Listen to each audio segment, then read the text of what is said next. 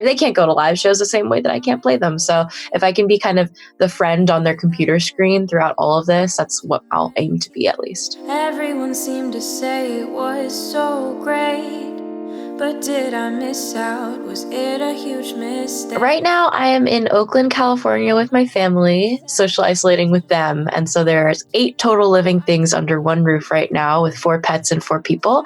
So I definitely don't feel quite as lonely as I thought I would throughout this whole thing. Yeah.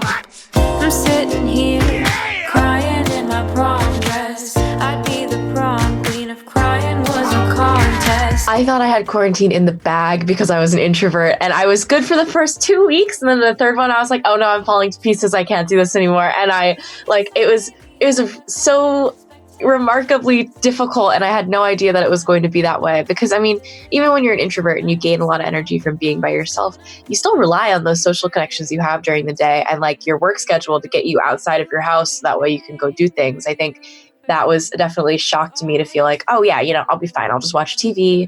I'll just sit around. I'll be completely okay.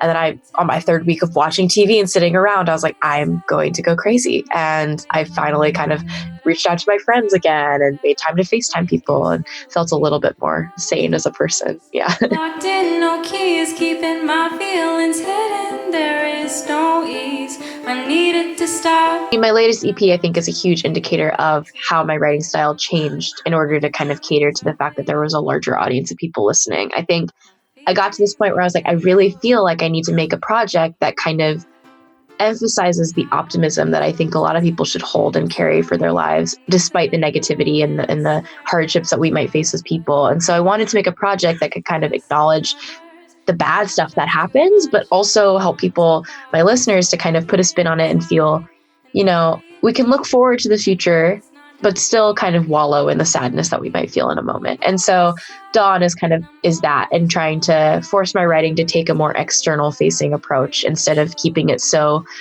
internal in kind of my bedroom and making it about just me. I wanted to make something that kind of felt like it could reach out to a lot of different people as well. Mm-hmm. And I want to be able to open up, but my feelings are fatal.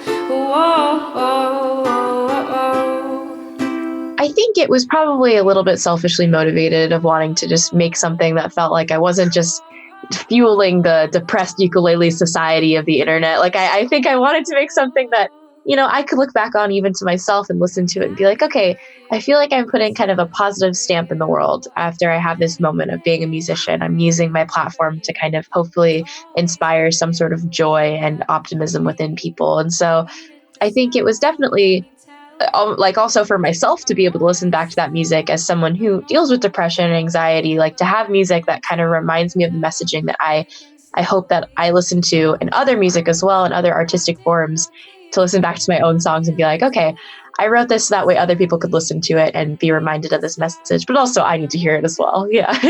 Dawn was probably the first project that I really took head on of wanting to make it sound cohesive. And The Masquerade was my first album, but a lot of those songs are written through the period of 2 to 3 years. And so it was kind of harder to think about stylistically how we bridge it all together. And I think that album turned out to be kind of more of a storytelling album where it kind of goes through the different portions of my life. And I think it worked out perfectly for what it was supposed to be, but it definitely, I think a lot of those songs work as standalones. And so this EP was the first time where I was like, okay, I have a concept going into it. I have a couple songs, and I think that let's build off of that and let's see where it goes. And really going to each writing session with a very kind of straightforward mindset about what I wanted those songs to sound like at the end of them. And so that was the first time I'd ever done that before, where I was like, okay, I know what I want.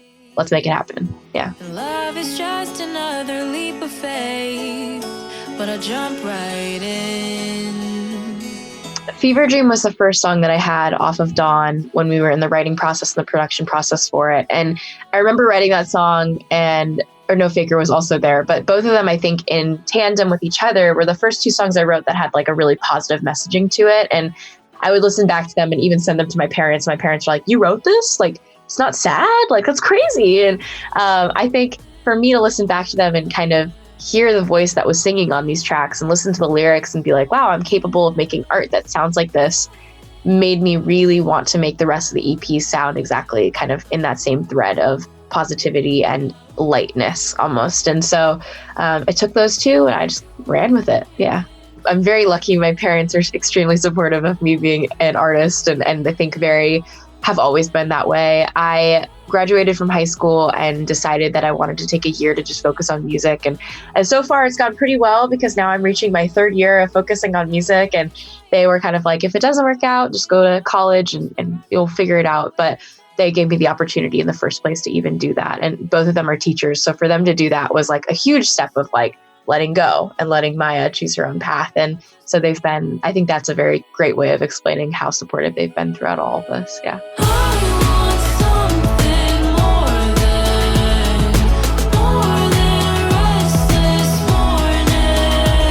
Production kind of came naturally. I definitely took a lot of inspiration from my musical peers of like Rex Orange County, Maggie Rogers, Japanese House, like a lot of people that I listen to and look up to a lot.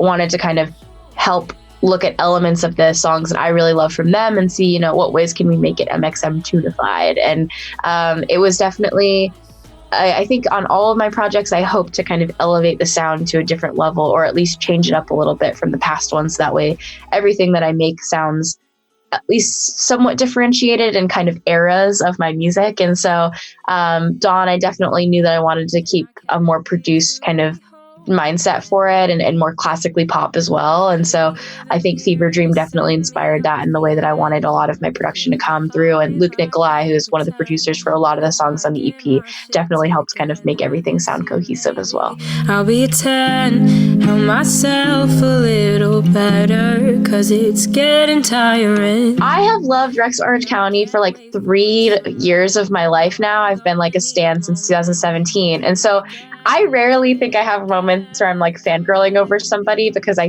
think I'm very good at just making sure that this other person is human. I don't want to like freak them out. But when it comes to Rex Orange County, I've been such a long time fan. I am in my own musical universe right now. And like, I never thought I could be a peer on any level with Alex. And so he recognized my tweet. He liked it. I don't even know if he listened to it. He just liked it, but I freaked out. And I went on my own Twitter and I was like, it's been 3 years of loving his music. And he finally recognized who I am. I got my first acknowledgement of my existence from him. And I don't think I've ever really done that before, except maybe a couple times, but like it was really crazy to me. So I was freaking out. He's probably, every single year I have the most time listening to him on my Spotify. So definitely pretty big fan. Yeah.